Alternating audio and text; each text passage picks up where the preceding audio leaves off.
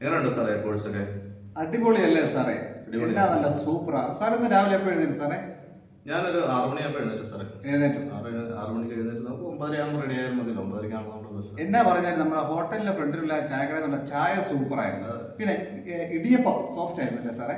തീർച്ചയായിട്ടും ഇടിയപ്പം നല്ല സോഫ്റ്റ് ആയിരുന്നു. ഞാൻ പിന്നെ അത് മുറിക്കാനായിട്ട് ബുദ്ധിമുട്ടിയെന്ന് തോന്നുന്നാലും സോഫ്റ്റ് ആയിരുന്നു സാധനം. എന്റെ സാറേ, ആ ഗ്രീൻ പീസിന് ഇപ്പൊ 200 രൂപ കിലോയ്ക്ക്. എക്കണോമിക്സിൽ അത് എങ്ങനെ ശരിയാവൂല്ലേ?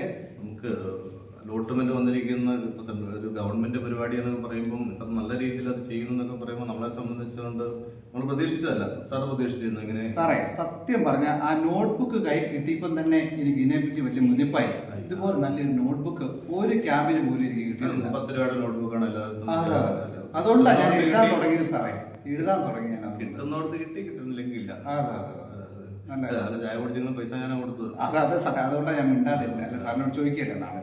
രാവിലെ നമുക്ക് ചായ കുടിക്കാൻ പോകണം. വേണ്ട സാറേ, നമുക്ക് ഇന്നത്തേക്ക് മതിയായിരിക്കും ചായ അല്ലേ? പിന്നെ നമ്മൾ രാവിലത്തെ ഭക്ഷണം അത്ര മോശമൊന്നും നമുക്ക് ഒരിക്കലും പറയാൻ പറ്റില്ല. എല്ലാ ദിവസത്തെയും ഭക്ഷണങ്ങൾ എപ്പോഴും നല്ലതാണ്. തീർച്ചയായിട്ടും സാറിന്റെ ന്യൂഡിൽസ് ഇതുവരെ നടന്നിട്ടില്ല അല്ലെ? തീർച്ചയായിട്ടും നമുക്ക് നടത്താറില്ല. ഒരു പ്രശ്നങ്ങളില്ല. സാറ് പൈസ മുടക്കുമെങ്കിൽ നമുക്ക് പോയി കഴിക്കാം. പിന്നെ എനിക്ക് പൈസ മുടക്കുന്നതിന് ബുദ്ധിമുട്ടൊന്നുമില്ല. കാശ് ഇറക്കുന്നതിന് കുറച്ച് ബുദ്ധിമുട്ടുണ്ടെങ്കിലും പിന്നെ ടോയ്ലറ്റിൽ നമ്മൾ എപ്പോഴും അവിടെ ടോയ്ലറ്റിൽ ഇരിക്കുമോ എന്നുള്ളതാണ് നമ്മുടെ. നമുക്ക് ഇന്ന് നടന്ന പ്രോഗ്രാമിനെ കുറിച്ചൊക്കെ നമുക്കൊരു വിലയിരുത്തൽ നടത്തേണ്ടതുണ്ട്.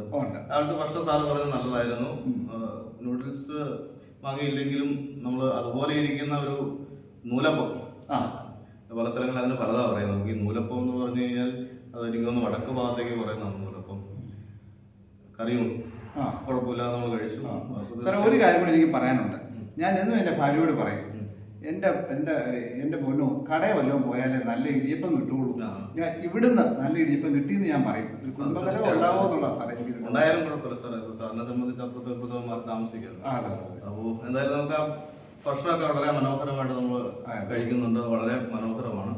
അതുപോലെ തന്നെ യാത്രയിൽ പലപ്പോഴും 1-2 ദിവസങ്ങളായിട്ട് നമുക്ക് ഈ പറയുന്ന താമസം ഉണ്ടാവുന്നുണ്ട് ഇങ്ങോട്ട് വരുന്നതിന് അല്ലേ? സാറേ, നമ്മൾ കേരള സ്റ്റാൻഡേർഡ് ടൈമാണ് സാറേ കീപ്പ് ചെയ്യുന്നത്. അതുകൊണ്ടാണ് 8 പറഞ്ഞാൽ നമ്മൾ 8:30 സ്റ്റാർട്ട് ചെയ്യും. ആ ഒരു ടൈമിലാണ് ആദ്യം പറഞ്ഞ പോലെ 8:30 എന്ന് പറഞ്ഞു. 9:30 കഴിഞ്ഞിട്ട് നമ്മൾ പോകുന്നില്ല. അതുകൊണ്ട് ഒരു കാര്യമുണ്ട് കേട്ടോ സാറേ, എന്നാ പറയുക, സാറ് കാറ് കൊണ്ടുവന്ന് നന്നായി. നമ്മൾ കൃത്യസമയത്ത് തന്നെ പറയാനിരിക്കുകയാണ് സാറേ. തീർച്ചയായിട്ടും ഈ കാർ ഓടിക്കണം, അത് ഓടിയാലും അത് പെട്രോൾ വേണം. അല്ല, സാറിന്റെ കാശുള്ളതുകൊണ്ട് കാർ ഓടിക്കും സാറേ. സാറിനെ പഠിപ്പിച്ചതാണെങ്കിലും നമ്മൾ ഈ എക്കണോമിക്സുമായി ബന്ധപ്പെട്ട് പഠിപ്പിച്ചതുകൊണ്ട് ഇത് പറയാതിരിക്കാൻ എനിക്ക് നിവൃത്തിയില്ല. പറ്റിയാണ് സാറേ. എക്കണോമിക്സ് എന്ന് പറയുമ്പോൾ തന്നെ പ്രായോഗിക തട്ടിൽ കാശ് അത്ര ഇങ്ങനെ ചെലവാക്കാതിരിക്കാം എന്നുകൂടെ നമ്മൾ പഠിക്കേണ്ടതുണ്ട് സാറേ. അപ്പൊ അത് നമുക്ക് പരിഗണിക്കാം. അപ്പൊ നൂഡിൽസിനൊപ്പം ഇതോട് പരിഗണിക്കാം. ഇന്ന് ഇവിടെ വന്നതിന് ശേഷം എന്തെല്ലാം പ്രോഗ്രാം നടന്നു സാറേ? സത്യം പറഞ്ഞു കഴിഞ്ഞാൽ ഇവിടെ വന്നു കഴിഞ്ഞിട്ട് നമ്മൾ സയൻസ് ഡിപ്പാർട്ട്മെന്റ് ഓഫ് സയൻസിലേക്കാണ് പോയത് അല്ലേ? എനിക്ക് തോന്നുന്നു സിസ്റ്റം ഇതിനെ പറ്റി കാര്യങ്ങൾ കൃത്യമായിട്ട് അറിയാം അല്ലെ? ശാസ്ത്രീയമായ ആറ്റിറ്റ്യൂഡ് ഉള്ള ഒരാളാണെന്ന് കണ്ടാൽ തന്നെ അറിയാം സിസ്റ്ററിനെ അല്ലെ? സിസ്റ്ററിനാ അത് കഴിഞ്ഞ് സംഭവിച്ചത് അവിടെ? നമ്മൾ സയൻസ് പാർക്കിലേക്ക് വന്നു കഴിഞ്ഞപ്പോൾ ഞാൻ ആദ്യം വിചാരിച്ചു നമ്മൾ ഈ സോഷ്യൽ സയൻസ് അല്ലെങ്കിൽ എക്കണോമിക്സ് പഠിച്ചിട്ട് എന്തിനാണ് ഈ സയൻസ് പാർക്കിലേക്ക് കൊണ്ടുവന്നതെന്നും ചിന്തിച്ചു. അത് കഴിഞ്ഞ് അവിടെ വന്ന് 2 ടീച്ചേഴ്സ് നമ്മളെ വെൽക്കം ചെയ്തു. ആ ടീച്ചേഴ്സ് നമ്മളെ 2 ഗ്രൂപ്പാക്കി നമ്മളെ ഗൈഡ് ചെയ്തു. അപ്പം ഞാൻ ആദ്യം പോയത് നമ്മുടെ ഫിസിക്സിന്റെ കുറച്ച് തിയറീസ്. അവിടെ ആദ്യമേ തന്നെ 3 ഊഞ്ഞാലിന്റെ സഹായത്തോടു കൂടി ഓസിലേഷൻ തിയറിയാണ് എക്സ്പ്ലെയിൻ ചെയ്തത്. അത് കണ്ടു കഴിഞ്ഞപ്പോൾ എനിക്ക് തോന്നിയത് എന്താണെന്ന് വെച്ചിട്ടുണ്ടെങ്കിൽ എത്ര ഭംഗിയായിട്ടാണ് നമ്മുടെ പ്രാക്ടിക്കൽ സിറ്റുവേഷൻസ് വെച്ചിട്ട് ഓരോ തിയറീസും എക്സ്പ്ലെയിൻ ചെയ്തതെന്ന്. അപ്പം അത് കണ്ടു കഴിഞ്ഞപ്പോൾ ഞാൻ വിചാരിച്ചു എൻ്റെ സ്കൂളിലെ കുട്ടികളെ എന്തായാലും ഇവിടെ കൊണ്ടുവരണം എന്നുള്ള ഒരു ആഗ്രഹം തന്നെ എനിക്കുണ്ടായി. എന്തായാലും അതിനുള്ള ഇനിഷ്യേറ്റീവ് ഞാൻ എടുക്കുന്നു തീരുമാനിച്ചു. പക്ഷെ ഒരു കാര്യമുണ്ട്, എനിക്ക് ആ തിയറി കണ്ടപ്പോൾ അവർ ആ ഊഞ്ഞാലാടുന്ന കണ്ടപ്പോൾ അവർ ആദ്യമായിട്ട് ഊഞ്ഞാൽ കയറുന്നെന്നാണ് എനിക്ക് തോന്നി കേട്ടോ ടീച്ചറെ. അതും ഒരു ആട്ടമല്ലായിരുന്നു അവരവിടെ ആടിയത്.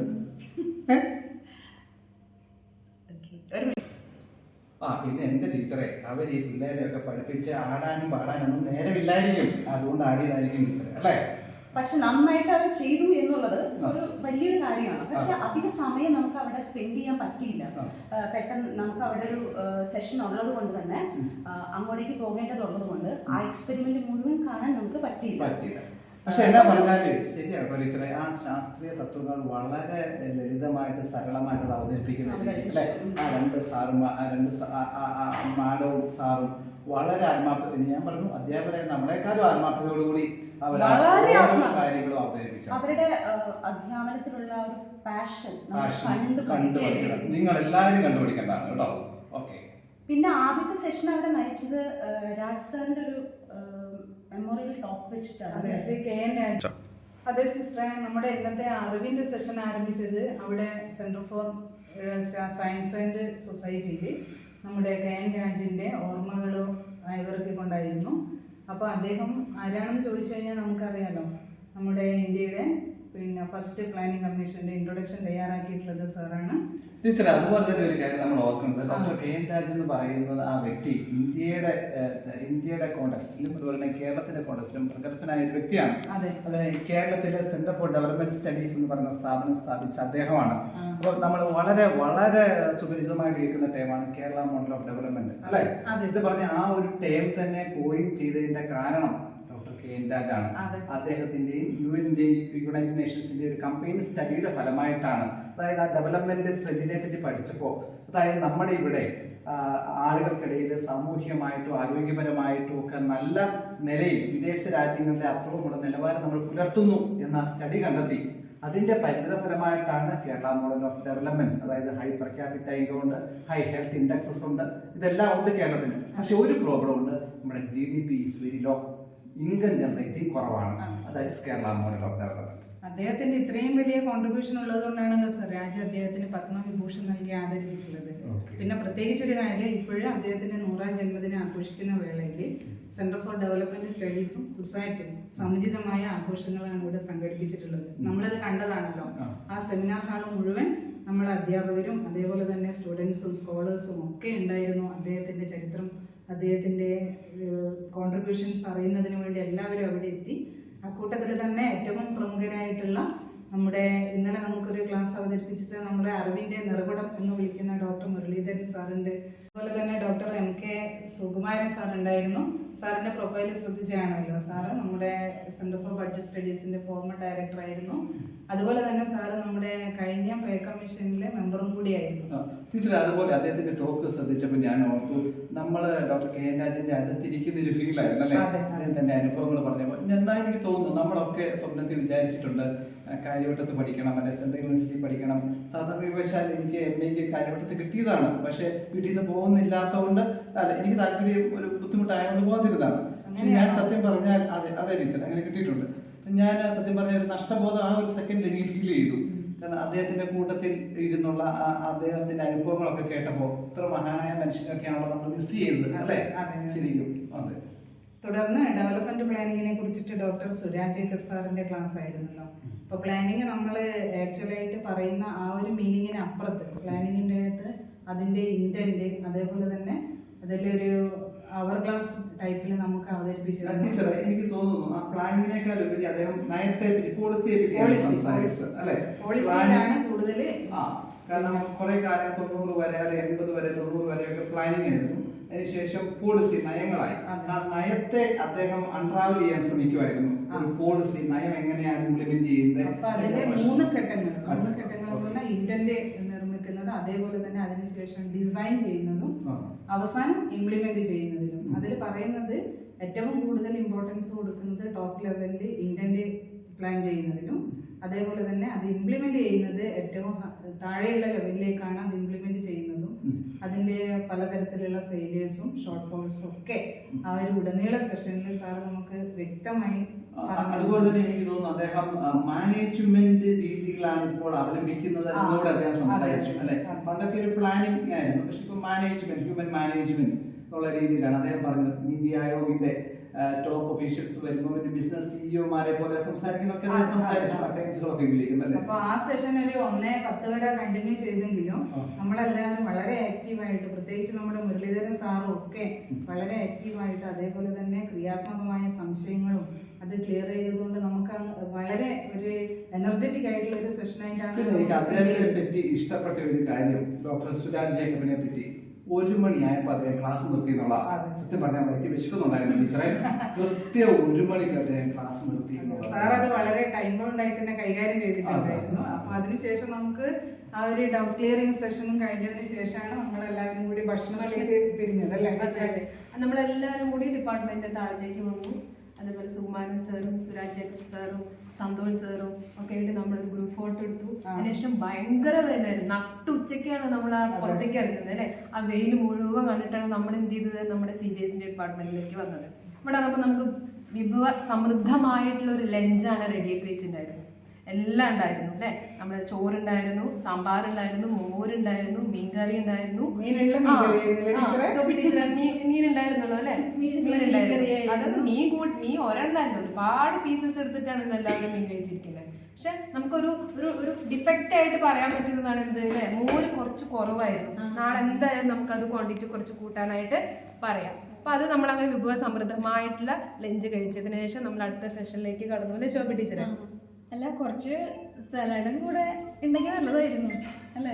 സലാഡ് കുറച്ച് കുറഞ്ഞു പോയി. സാരമില്ല, ആ സലാഡിന്റെയും മോരിന്റെയും കുറവൊക്കെ അതിനുശേഷമുള്ള സെഷനിൽ അലുമിനി അസോസിയേഷന്റെ ആ ഒരു സെഷനിൽ എല്ലാ കുറവുകളും തീർന്നു.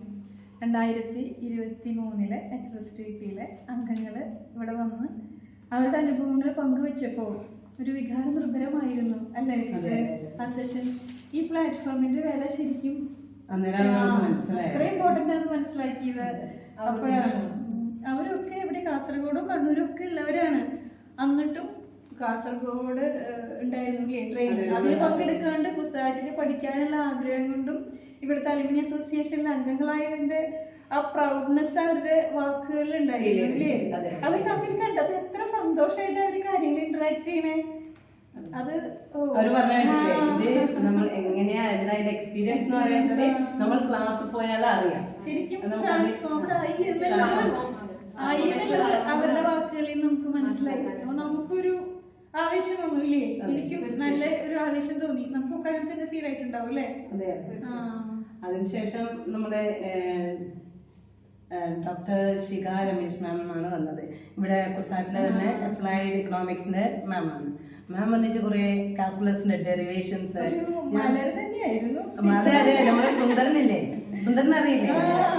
അതായത് സാറ് മാമിനെന്തോ കാലുവേദനയാണെന്ന് പറയുമ്പോഴത്തേക്ക് ആപ്പിൾ വേണോ, എന്താണ് ബനാന കൊടുക്കണോ, ഫ്രൂട്ട് സലാഡ് വേണോ, എങ്ങനെ ട്രീറ്റ് ചെയ്യണം എന്നുള്ളതിലായിരുന്നു ഇതായിട്ടുണ്ടായിരുന്നത്. എന്നാലും നല്ല ക്ലാസ് ആയിരുന്നു മാമിന്റെ. നല്ല കാൽക്കുലസ്, ഞാൻ ഇക്വേഷൻസ് മാത്രമേ പഠിച്ചിട്ടുള്ളൂ. അതിന്റെ ആപ്ലിക്കേഷൻ എങ്ങനെ ചെയ്യണം, എങ്ങനെ എക്കണോമിക്സിൽ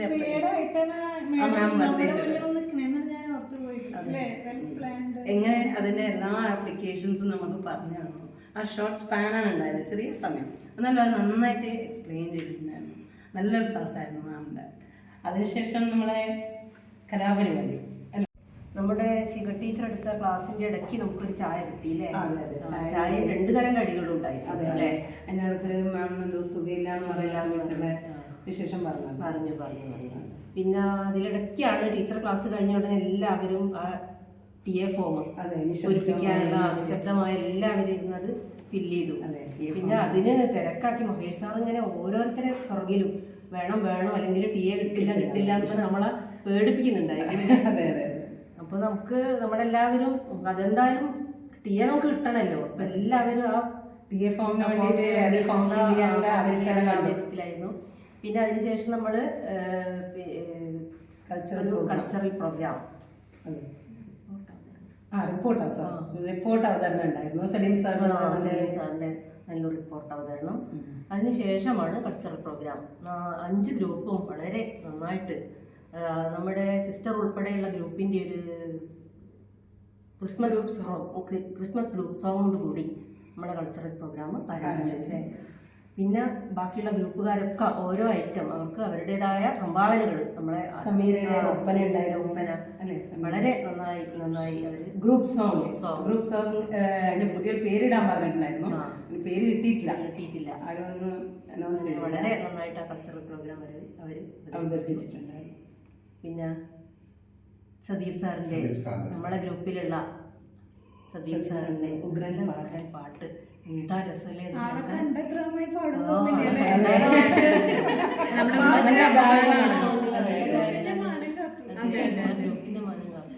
അപ്പൊ ഒക്കെ കഴിഞ്ഞ് എല്ലാരും ചോദിക്കും നിങ്ങളെ ഗ്രൂപ്പിന്റെ പരിപാടിയില്ലേ. അപ്പൊ ഞങ്ങൾ പറഞ്ഞു ഞങ്ങളല്ലേ നല്ലൊരു പാട്ട് അവതരിപ്പിച്ചത്. മാഷ്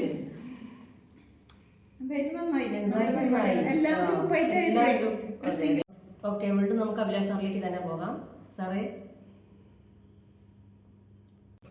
ടീച്ചർ പറഞ്ഞ പോലെ എന്നാ പറഞ്ഞാലേ ഇവിടെ 12 പുലികളാണ് കൾച്ചറൽ ആക്ടിവിറ്റിയാണ്. അപ്പൊ നമുക്ക് മനസ്സിലായ ടീച്ചറെ അല്ലെ, ഇതെല്ലാം പരിപാടികളായിരുന്നു. അപ്പം നമ്മുടെ പരിപാടികൾ ഇന്നത്തെ പരിപാടികളെല്ലാം ഞങ്ങൾ റിപ്പോർട്ടായിട്ട് അവതരിപ്പിച്ചു. ഞങ്ങൾ അമർത്യ സെൻ ഗ്രൂപ്പ് നമ്പർ 5.